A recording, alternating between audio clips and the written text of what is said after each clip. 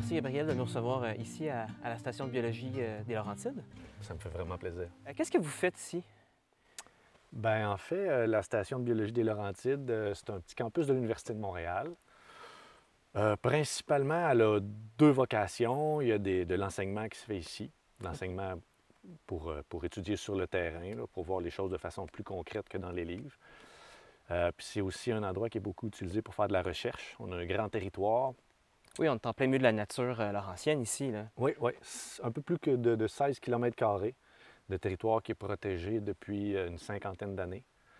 Ce qui fait qu'on le retrouve à un état relativement naturel, là, presque exempt des perturbations anthropiques. C'est comme un immense laboratoire, c'est ça. Les gens, parfois ils vont faire leur expérience au complet ici. Parfois, ils vont utiliser juste le fait qu'on est protégé pour comparer avec ce qui se passe dans un autre milieu où l'être humain a peut-être plus d'activité. Les possibilités sont grandes parce qu'on a un grand terrain de jeu. Oui, fait comparer un lieu vierge comme ici qui est protégé avec un endroit qui est influencé par les êtres humains. C'est une possibilité, ouais.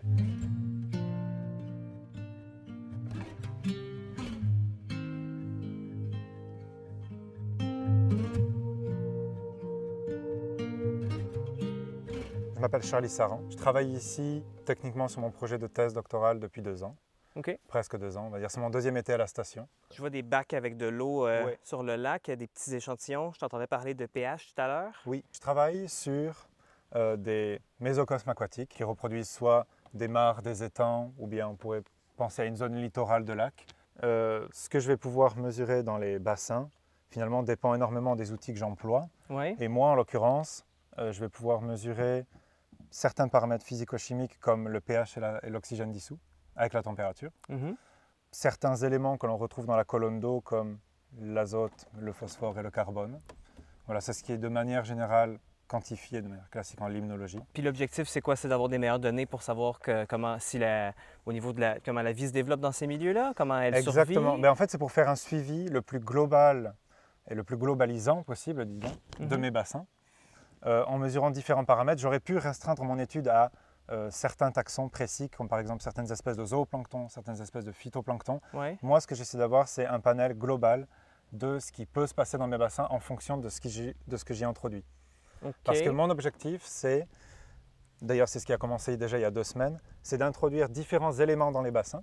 Ouais. Donc par exemple, ici on peut le voir, celui-ci il est composé essentiellement de feuilles d'érable. Oui. Voilà, donc j'essaie de voir quelles peuvent être les conséquences globalement dans l'écosystème de l'apport de ces feuilles d'érable. Il y en a d'autres où c'est un mélange de feuilles et d'insectes. Donc les insectes morts, ça représente finalement la matière animale. Typiquement, ce serait un animal mort qui tombe dans un lac. Ça représente un apport de matière.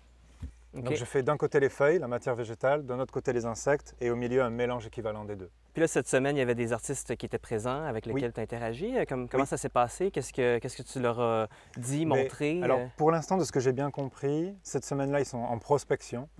Donc, ils viennent regarder les différents projets pour après, eux, construire de manière relativement cohérente un projet d'exposition pour l'UDM, il me semble, qui tourne autour de la recherche en sciences.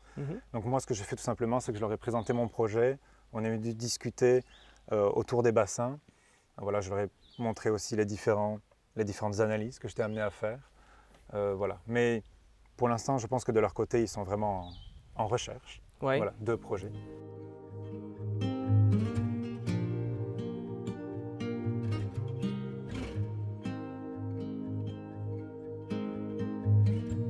Moi, c'est Félix Bernier.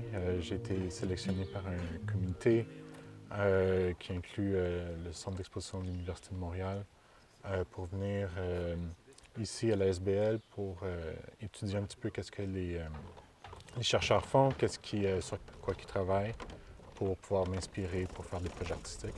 Je pense que ton expertise est en génie logiciel. Tu t'intéresses aussi à la frontière floue entre le physique et le virtuel.